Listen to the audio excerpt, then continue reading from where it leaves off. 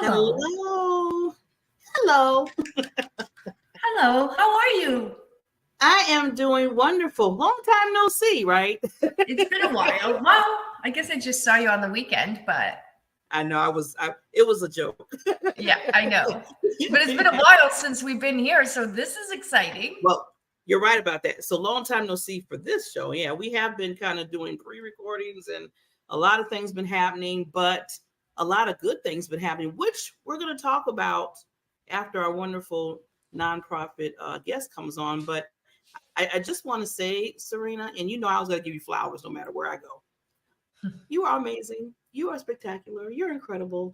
And I'm just so glad I'm a part of this journey with you with HH Humanity Show. And I just want to put out there for people real quickly before we bring up the dynamic Miss Pasty Sanders is that whatever you do, I don't care if you're in business or in personal, find a passion for others. Let it get that into your heart and soul and do anything to help that other individual if they're, they don't have certain things or they can't get something that you can get. Help in the little way is a huge way. So I just want to put that, I want to do that like a plan of action, like an action take right now. Just, and it could be just buying somebody a cup of coffee because they couldn't afford it or something. I don't know, something small. Just do that action item for people. Kindness, act of kindness, because it goes a long way. You could get to the point of buying a person a cup of coffee to start your own nonprofit. I know that's like, whoa, like, wow, but you never know the little steps you take, and you might get to that point and you might find a passion by helping in a certain area for out there in the community. So I just tell people, it really, it makes you think about, it makes you humble. It makes you humble, and it makes you think about, you know what, there's other people that need our help. And why can't we take the time to do it? So I just want to, just put that out there, because I've been really, really like thinking about things with what I'm doing and making sure that it's there's an impact to it. I'm always saying, I want to create an impact. I want to create an impact. But I'm thinking to myself, you do that, Barbara, in everything that you do. You're inspiring. You're inspiring, you're motivating, you're growing. You are so intentional in everything that you do, and you're so kind and giving, and congratulations on launching your, Diamond Network. That we're under. Yes, which this is under, and just like all the phenomenal things you're doing. So, I want to. Oh, was that mine? I think, can you? I told you I'm using a laptop. Yes. Okay, I can hear you. I can hear you now. Okay. I hope that's not mine, but I am using a laptop from the 1700s.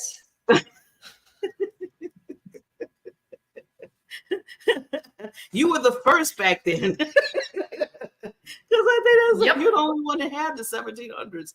But you're funny. But you were about to say, I don't mean to stop you. I can hear you now. I think you're okay.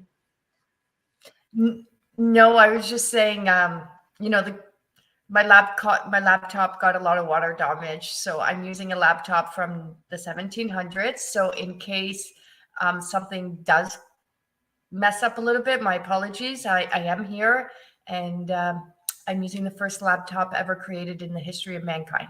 Yes. So we have a historical moment here. Yes, we do. Moment. And a glorious moment, because we get to share great news about great charities and great people doing great things. Yeah. And see, now saying all that, Miss Serena, you're going to get me right into introducing and giving an intro to Mrs. Pasty Sanders.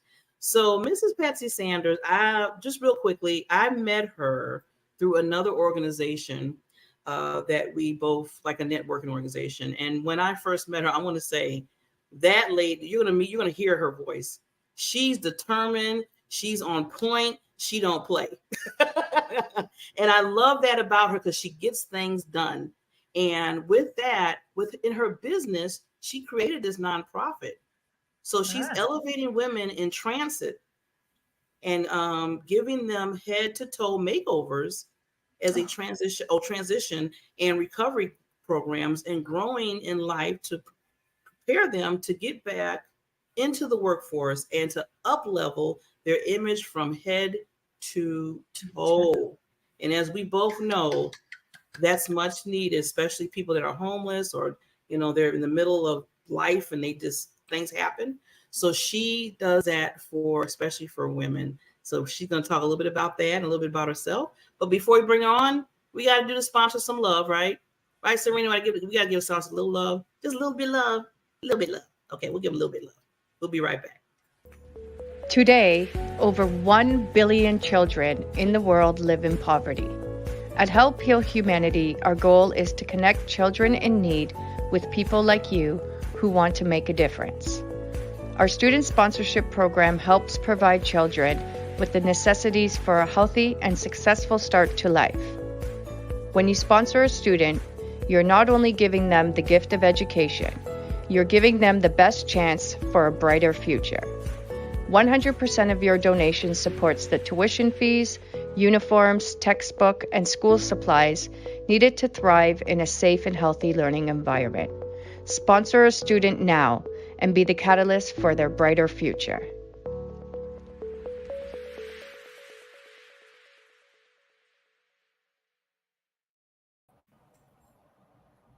Hello, and we're back, just like magic.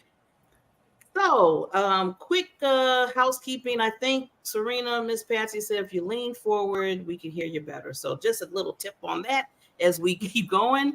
And Mrs. Patsy, thank you again. This is like, okay, Patsy, you've been on my show, 2 of my shows. You've been on one with Barbara Ellison, and now you're on the other show that we do, Help Humanity, with Mrs. Serena, who is the CEO and everything over Help Humanity. So you are just going. I love it. I love it. I love it.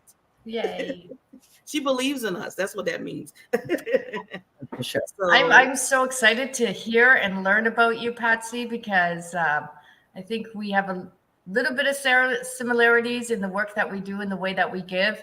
And so I'm excited to hear all about you. And thank you very much for coming on our show tonight and being our guest and sharing your wisdom, your gifts, your business, and your non-for-profit with our audience. Thank you so much. I just feel so blessed always to be hanging out with Barbara. Now it's lovely to meet you, Serena. So thank you for the opportunity just to talk about this. I've been a master hairstylist forever, so many decades. And my whole life was all I want to do is make people look good. Like all I want to do is win a scholarship and go to beauty college. And I did that. Got married, been doing hair ever since. And we've been married 54 years. So that tells you a little about it. Wow. But anyway, that's always been my goal is I have the best job in the world. People come in looking like this and they walk out look like this, Yeah. And so just that one thing has been so joyful to help people always look and feel their very best. So that's always been a hot spot for mine. And over the years, I started donating my time to go to women's shelters and the rescue mission, men and women. I cut hair off and on for years in different seasons of my life because, gosh, just getting a new haircut makes you feel nicer. Like, up leveling look. You know what it's like when you get your hair done, you feel good. So I just felt like it was something really valuable to bring to the world and to share my gifts. I feel like God's called us to not just take in, but also to give out, like you were talking about. And I don't find it a very hard thing to do. So, and then about 4 years ago, well, longer than that, about 7 years ago, I worked with a new coach, and she challenged me to get my color typing done in a new system. And I was told I was a winter wearing black and jewel tones for a bazillion years. And then she recommended that I do this other color typing system because she said to me, what if what you're wearing is stopping people from working with you? Well, I knew I could be open to possibilities and, see what it was like, or I could just keep struggling. And I was struggling. I was in a new town starting over, and it was not easy to start over. So I did. So I got color typed as a fire, which is more like fall colors. And I was not a happy camper. I didn't want to be a fire. I didn't know what it was about. Then she explained that all of us have these natural character traits. Like we're born and we have these natural gifts, and we, that's what lights us up. And she said, fires and movers and shakers. And when she said that, I knew that was me. And I said, well, now what am I supposed to do? And she said, let's just go shop and find a couple tops. And if people don't treat you differently, you don't have to do this. You can do what you did before. I said, okay, I'll go. Well, every time I'd wear one of those darn tops to work at the salon, people go, wow, Patsy, you look pretty today. Wow, Patsy, you look nice today. And I thought, wow, it wasn't, oh, I like your hair. I used to have purple highlights, or I like your outfit. So I realized there was something really different about wearing colors that let people connect with you and see you, all of you, not just what you had on or whatever. And I even got compliments when I went to the grocery store. I thought, how does he know I look nice? Like I didn't get it. So anyway, I thought, okay, this is fascinating. So I decided to get trained to be an image stylist, and I started embracing my essence myself. I didn't quite understand how it worked and the energetics and harmonics of color, how you can change certain things you wore to look better than other things. I didn't quite get that until one time I was, my speaker trainer asked me if I would come and help her at this event, welcome people, hand them their booklets, tell them where the restroom was and stuff, and work in the back of the room. I said, sure, I'd be happy to do that. So I'm shopping one day and I find this color of top, and it's a peachy tone, which is a flesh tone. And I thought, well, what colors does that mean? So I got my little guidebook out and I thought, so what happens when I wear that? And this is what it said. These are the closest to your natural skin tone and allows other access to your heart and your purity, conveying openness, deep connection, intimacy, trust, and safety. Well, I wanted people to feel comfortable. I thought I want them to trust me to walk up and say, hey, where's, whatever. So I thought, I'll wear that. Found a little duster to go with it. And I'm setting up the table, and the other image stylist walked in the door and she said, Patsy, you look luscious today. I do? She said, yes. I wore the same outfit to a network event 3 weeks later, and somebody came up and said how radiant I looked that night. Neither time had I said a word. And I thought, oh, that's the energetics of color. Like you can look at some colors and you love it, and other colors you wouldn't be caught dead in. Do you know what I'm talking about? Like pumpkin orange has never been my favorite color. And when I've got my color palette with all these beautiful colors, pumpkin orange wasn't in there, rust was, and I could deal with that. So I found it fascinating that people responded to me in different ways depending on what colors I was wearing.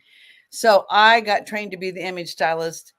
The mentor that was training me got ill, and I managed her business for a couple of years. And then almost 6 years ago, she sold me the business because she knew that I could do the total makeover head to toe. Like I could see what hairstyle you should wear, Serena.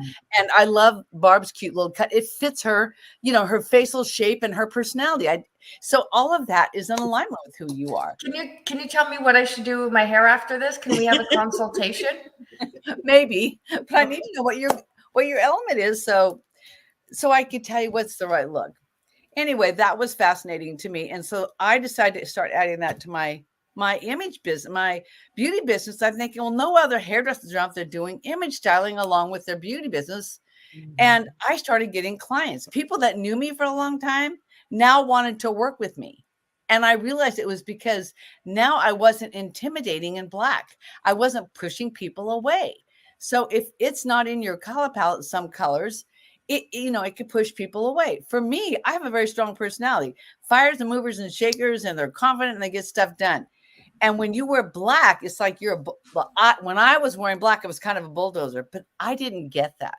So when I started wearing brown, chocolate brown, or other colors, people wanted to have an appointment with me.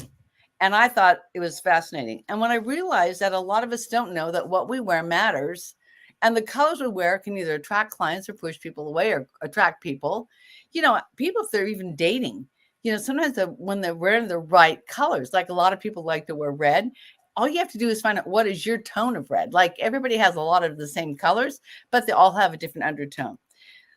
So I manifested a makeover studio. I was so excited. I had this little place. I could color type people. I could do their makeup, do their hair. And then my clients started giving me their gently used clothes. And so I put a section there and I sold it to people in the right styles. And then I had accessories. And then COVID closed me down. So then I thought, well, no, what am I supposed to do? Because back then I did everything in person. Yeah. So then everybody started being on Zoom, doing the Hollywood squares, right, of networking and stuff. And I would come on here and I would realize how entrepreneurs and people and speakers and trainers and whatever, they don't realize what they're wearing really can matter. I mean, I've seen people that had, big, bold prints, and I was so distracted by what they wore. I missed what they had to say when they had their 30-second. Or guys that would wear old t-shirts and not even bother to comb their hair. Like, people know this is your new office, right? So with all the great lighting and people being on Zoom, I kind of got a download one day that, well, maybe I could do it virtually. So I put this out to a few people and I color typed some people, sent them a little fabric style kit of different colors and little makeup samples, and tried to do it over Zoom because the lighting was really good. I could do every single person. Then I could work with them on Zoom to do their closet, and I could take them shopping online. I could send them ideas. Like, whole new world opened up to me. Now I have clients all over the world. Well, a lot of places, international kind of. So who would have ever thought? For me, COVID was a blessing in the sense that it forced me into figuring out how I can share my gift with the world to make a difference in the world with just entrepreneurs. Like, you don't know some of these things you're wearing isn't your best color. You may like the color, but it may not like you.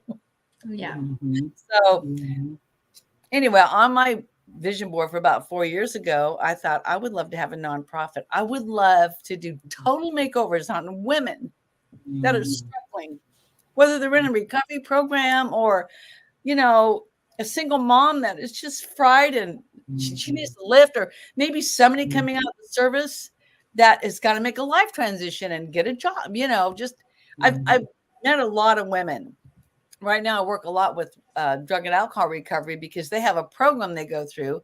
And when they get to a certain phase, they've done a lot of the work and the emotional healing they have to get before they can get ready to get a job. That's where I get to come into the programs, and I get to meet with them. I have a gal I'm working with tomorrow. It's the third lady at this rescue mission I'm working with.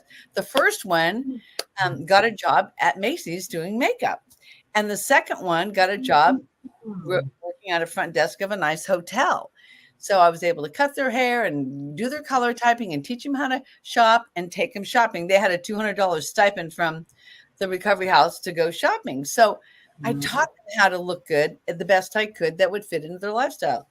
So anyway, I just got my 501(c)(3). Here's my little brochure. Oh, yes. Congratulations. Yes. Awesome, lady. That's good. Wow. So, pictures of after. Anyway. Well, Patsy, I want to ask you, first of all, congratulations. That is a huge accomplishment and a milestone for you, lady. Yeah.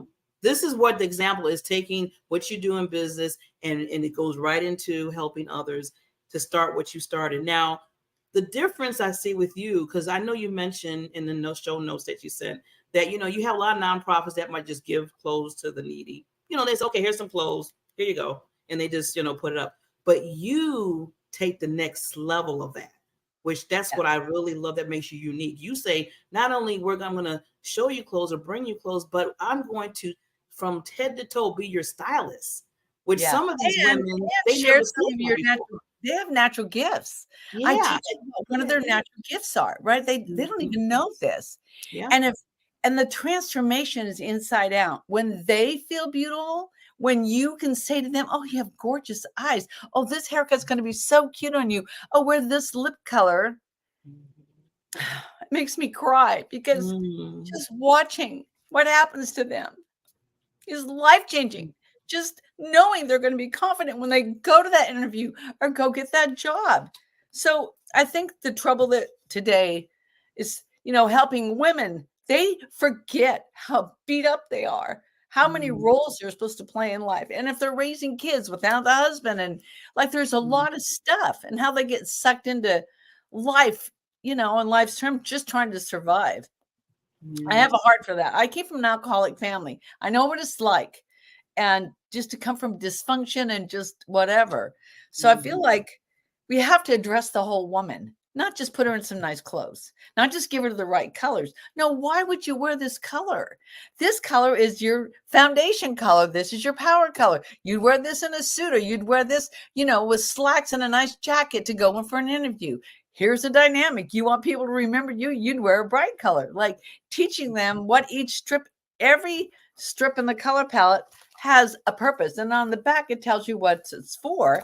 And then the style guide teaches you how to use it and what your gifts are and what your, you know, what jewelry you should wear, what eyeglass shape you should wear, what, you know, what makeup you should wear. Because I feel like embracing your essence is the name of my company. And it helps all of you. You are not just what you wear or just what you do. It's who you're being and what you're wearing. Approachable and confident and feeling attractive and knowing you're being your best, most beautiful self. When they can walk out of their bedroom feeling that, then I've done my job. So that's my goal. Yes. And you know, the nice thing about it, I know Serena has some things to say, is where from you basically dressing from the outside, but then the inside, you're cultivating them in the inside, bringing the confidence, bringing the love that they have, bringing that they're important. And then from that point, they're getting jobs, like you just said. I mean, look at the testimonials of the two ladies you talked about from them just getting that love from you. Wow. Amazing. Yeah, no, I mean, of course I want to say something. You know, I've done something very similar with at-risk youth, right? And at-risk youth, they're kicked out of school, they live in group homes, some of them are in jail and all of that kind of stuff. And I remember thinking to myself, like, these kids are never going to be able to go to a prom. They're never going to be able to be integrated into a school. And it's like you said, like we work on the academics, and then we work on the self-love, and we work on the healing. And then, you know, and then I used to, now it's slightly different, but I used to, back in the day, I used to call like the big stores, like you said, like the Macy's. And I would say, like, you know, I have a group of this many kids. They'll never be able to afford a dress. They'll never be able to have a suit, you know, and then all these places were donating outfits to us. So we would start this prom program for young youth who were struggling, as you do for women. And it's like you said, to be able to give them that gift and to see, like you said, when they come in, they're like, you know, they're somewhat sheltered and their shoulders are, you know, like, you know, up to their ears, and, you know, they're shy. And then with your teachings, you're not only giving them the clothing, which is beautiful, and the hair and the makeup, but you start to build up their confidence, you know, and their shoulders start to go back.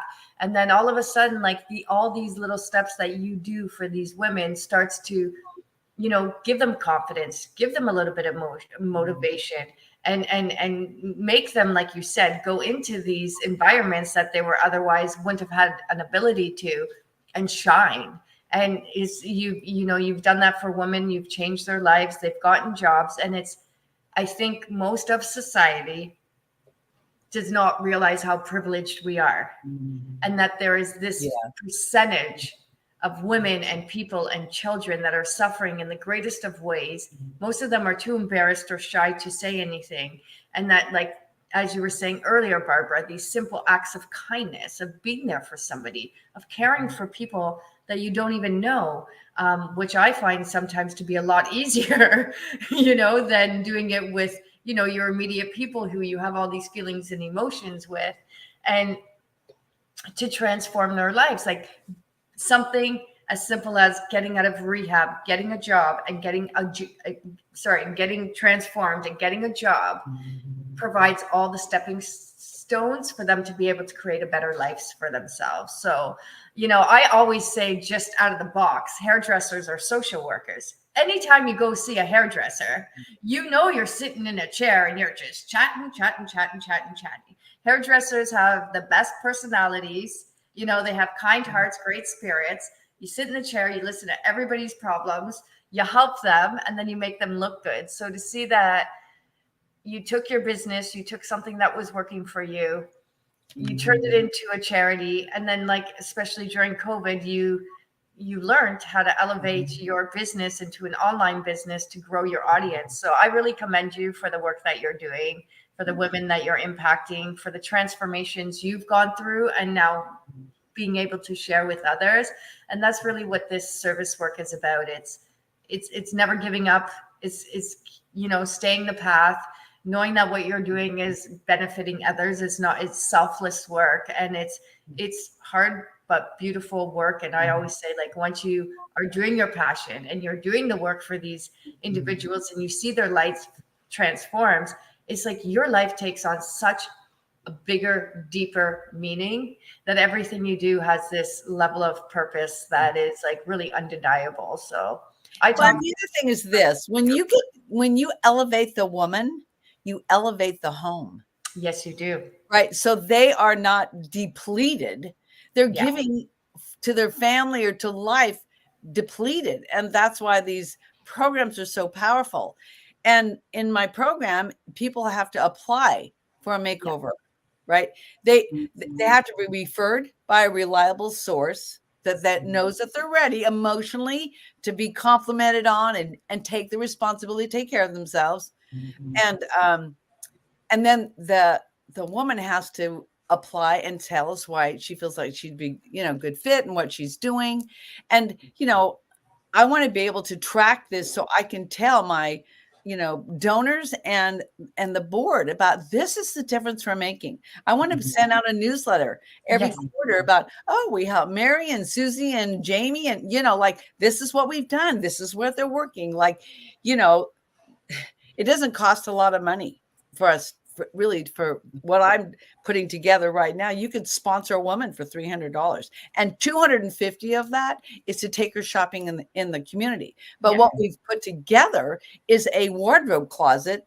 I had 7 racks of clothes and bags of stuff for months and I thought I was supposed to open a store, and then the board goes, let's just get a storage unit, and then you can do the makeovers in a little salon. And I found a place to do the makeovers. So now I get to take them and dress them in their element, in the right clothing, whatever's been donated that fits and works for them, right? Yeah. I had one of my friends that's been helping with that. She had a niece, and she's probably in her 50s or whatever, come up, and she's a little overweight and stuff. She goes, I want you to color type her, and I want us to take her up to the wardrobe closet and see how we could help her. Well, we found 2 beautiful dresses that she hadn't worn a dress in a bazillion years, and she knew she looked cute in them, and a couple tops or something. You know what I'm saying? So she's going to take around, go through her closet and send back stuff that she uses. And that's what I want to do, is help women in the community that will invest in themselves. And then a percentage of that I'm going to put back. But then the clothes that don't work for them, they can donate it to the wardrobe. So, when women get together and, work together and we make stuff happen. Like women serving the same cause, or working towards something, especially elevating other women. Men, move over men. And there's a lot of men that come alongside and want that for women too. They respect women, and it's a big job. But I feel like I'm doing something so out of the box. I really see this being a program that other nonprofits can hire me, bring me in, and do a boot camp day weekend. Collaboration, vision of like, hey, get some hairdressers in your area, have them come and help me, and let's transform these women on a weekend. And when you do this as a group, it is so much fun. Oh my gosh, it's like a party. Okay, Patty, you just put it into the universe already. You need to do that. Gather everybody up, make it a big event, and really, your social media is so important, because we do clothing donations, right? And like I tell you, I've had to literally stop. Like I had warehouse, especially during COVID, because we couldn't get out as much as we could. But when you just ask for what you want, and when you say, like, I always say lightly, like gently used clothing, and wash them. Please wash them. Mine is, I want nice, gently used and new clothing that women would wear to work. Yes. So it's more, I'm servicing more of the working women industry. Yes. And next year, my goal is I'm going to, apply for grants and stuff. We want to open up a really cute, nice store that will support the ministry and have a makeover studio in the back. And I could do them there and take them out front, get them outfits, and then other women in the community working. You get tired of wearing the same things. You can go through your closet. People change, right? And so I see it benefiting the whole community, Yes. So it's a big vision. And I thought, well, God, you've got a job on. I mean, I'm willing, I'm willing to do the work. That's what it is. It's very possible, extremely doable. It's 100%, you can do this. It's the amount of time and effort that you put into it. And I think that's what it comes down to. Service work is a ridiculous amount of behind the scenes work in order for it to work, that a lot of people don't see. And so, I do believe, like, especially what you're doing, it is going to take off, and you're going to have the right people supporting you, and you're going to have all the incredible. And it's like you said, it's a stepping stone, but you have your vision and you keep taking the steps. And I can't even wait to have you on the show next year when you go live in your whole salon and put on a whole fashion show for us. What are we doing, girls? Yeah. Well, what we would like to do, Patsy, is we're going to take ourselves down for like 30 seconds. Leave any lasting thoughts and how they can contact you, and I'll make sure I put your information on the bottom. So we'll be right back. Okay.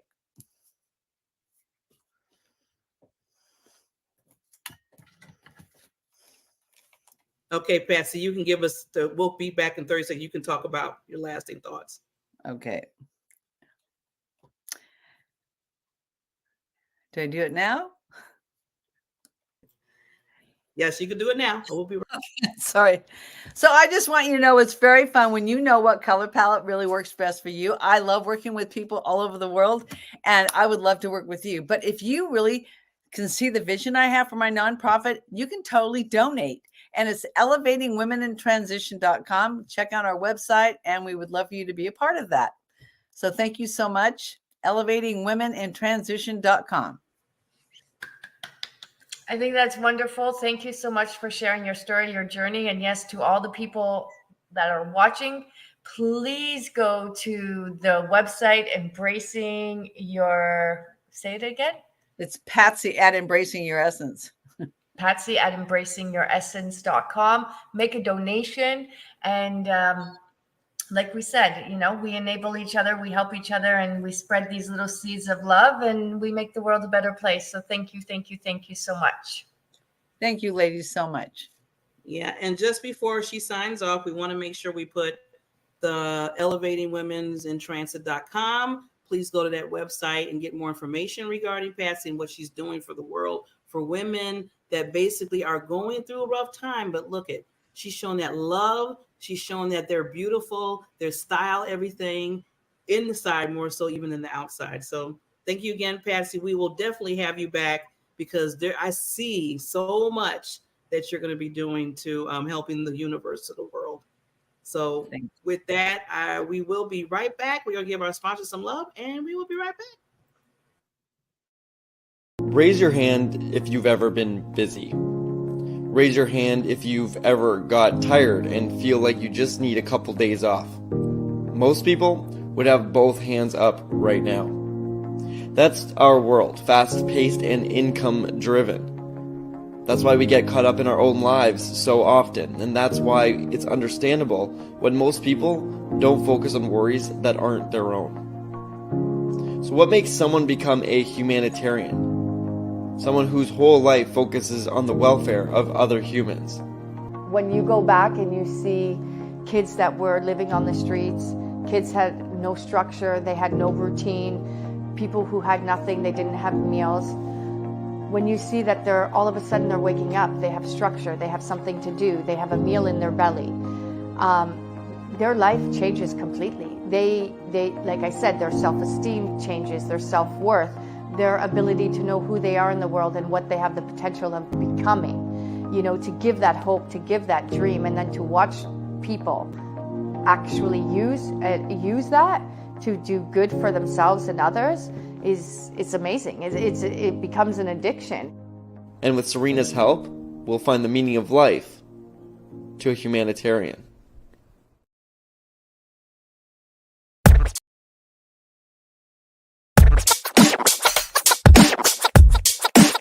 Take out my observation.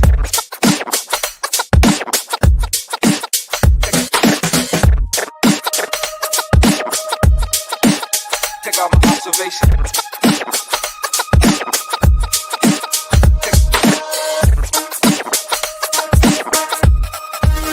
Take out my observation.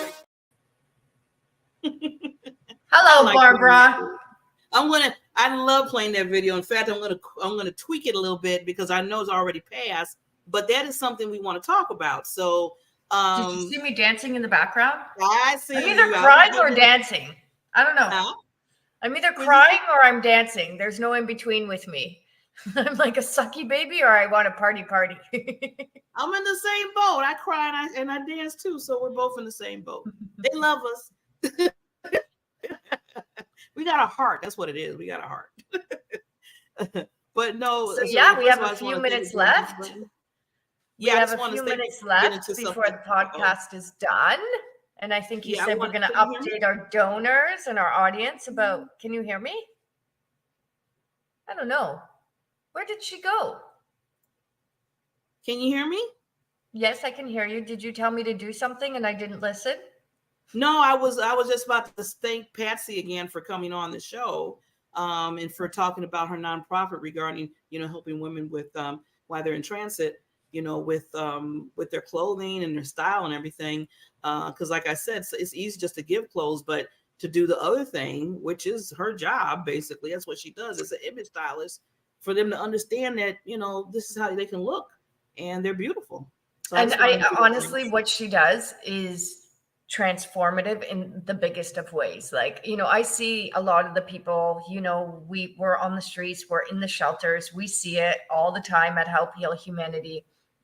And it's like you said, we do give clothes and we do give food, but like nobody is giving the haircuts. Nobody's trimming the nails. Nobody is, helping them even wash their face. So like these services that she's giving, they're huge in changing somebody's life, their confidence, their sense of purpose. So I think she's going to do amazing. I know she's going to do amazing. And like her passion just kind of shines right through. And her mission is like kind of, she's been getting and growing and getting and growing. So yeah, I mean, that's been us too. Yeah. I mean, that's what I always say, with all of these nonprofits that we're meeting and that we're understanding, Serena, it just fills my heart up even more. That's what I was talking about earlier when we first started, is, it don't take much to just do that kindness, that act of kindness. And you don't know who you're changing, who's like maybe at that moment saying, no, I don't have this, or I feel down or depressed, or I am homeless or whatever. And just showing that act of kindness, that's just putting that little love, that little caring back in their life. And it's so important. So yeah, I love what we do. I love what you do. I love what she does. It's And amazing. and just another example of that, Barbara. I'm in school and I'm teaching every day, and I have two of my side drawers are filled with food, like filled with food, and like that's not usually like me. But I've had like, because I think the kids can tell like Miss B's easygoing, she's kind of chill, and I've stressed to them, that I care beyond your teacher. Like if something's going on in your life, if you need something, if you're hungry, if you want a story, if you need it, whatever, like if you feel like you can trust me, come and find me. Miss B will always, do what I can to support you. So one of the kids is like, Miss, why do you got so much food in your desk? And I said, well, you know how many students come here because they have no food. And I've started to provide meals for them and snacks for them, and so I've kind of said that like out loud in that one class, and then I decided to say it out loud in another. And then like today I had like these new kids come to my door, and then we were talking, and I said, okay, guys, the bell's going to ring in 10 minutes. Miss B's been sitting on her butt all day. Let's just, take a walk around the school, and we'll talk and we'll eat around the school. And I was talking to these girls, and like just nice, kind girls. And they opened up about like why they don't have food and what's going on in their life and what's going on in their home. And, and they were commenting on like listening to other kids speak, like, I don't do chores, or I'm not eating this sandwich, and they're like, we've come to learn to eat whatever is given to us. Like, doesn't matter what it is. And we've learned that, we need to do chores and we need to help people, and we need, and again, it, I almost wanted to cry, and they're like, well, Miss, we're bothering you. I'm like, you're never bothering me. Absolutely never bothering me. I'm like, you can always come here. I said, it hurts me to see that you think that you're burdening me or that it's problematic. I'm like, because like no kids in the school realize like what you kids are going through.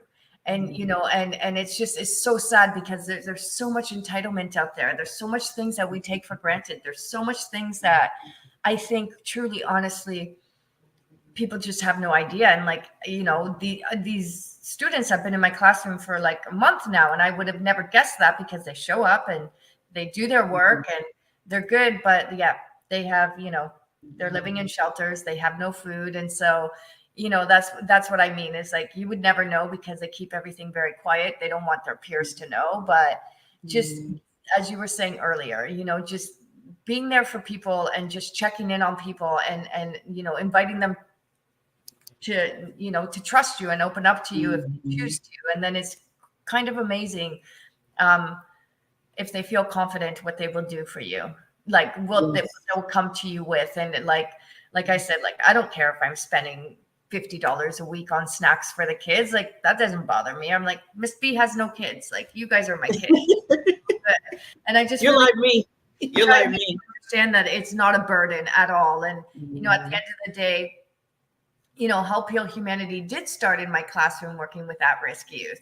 And so it's always been about, helping kids, helping them grow, help them develop, help them have the tools and the resources that they need to be successful. And in working with youth and at-risk youth, that's how the charity was formed, Help Heal Humanity. Again, I never had an intention of doing this, but in just, role modeling and being there for kids, it kind of grew. And then wonderful people like you and all of our boards, they heard what we were doing just to help kids who didn't have much. And now kids are helping kids. And what started so small is like this ripple effect, and it's growing and it's growing and it's growing. And so I'm just, I'm grateful for all the people who come into our lives, all the people who support Help Heal Humanity. Barbara, you have been such a supporter to our organization and, our team. And, you always say, I want to do more. I want to do more. I want to do more. And I'm like, Barbara, you already do a million things. So maybe you shouldn't do it anymore. But, it is your passion. It is, like you said, I think our stories, what we've been through, what we know, and we know how one person can change your life completely. And I think that's what we're on a mission to do here at the Help Heal Humanity show, and just in our charity and showcasing other charities, is that it just takes one person to believe in others, and then the snowball ripple effect of doing good for others and changing the world based on kindness alone. Yeah. And you know, Serena, I always, you know, I have a prayer every day. Every day I have this prayer. I say, I just want to become a billionaire so I can give to HHH and whatever other charity that needs money. I said, I just want to do that. It's not even about me, Serena. Yes. It's just like, okay, I can just live in a small one room, whatever. As long as I have like a roof over my head, I'm good. But I just want to make sure everybody else that I get money, just throw it into HHH. That's how I feel. Yeah, I started playing the lottery, not for myself. Like, I don't even think about like winning the lottery for myself. I don't play that often. I forget.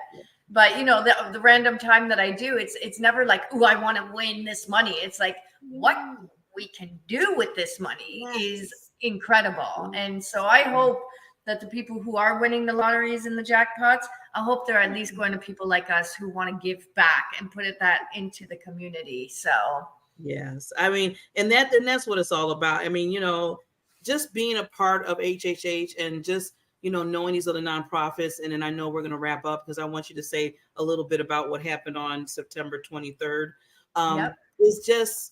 It just so, I thought I was humble before, but now it's like, it's to the second power to me in a sense, because now every time I think about what I do, I always think about, okay, how can I get some extra money to send to HHH? How can I get some extra money maybe to help this other nonprofit? So it's just, that's just like in my head now. It's not like how to get this money to buy a purse for myself.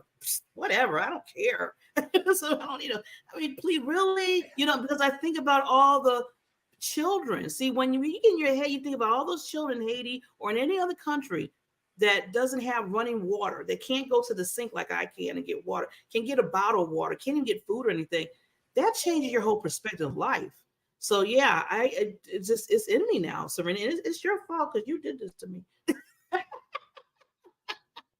You did it to me, lady, because you are amazing and you're the angel. So I think you froze on me.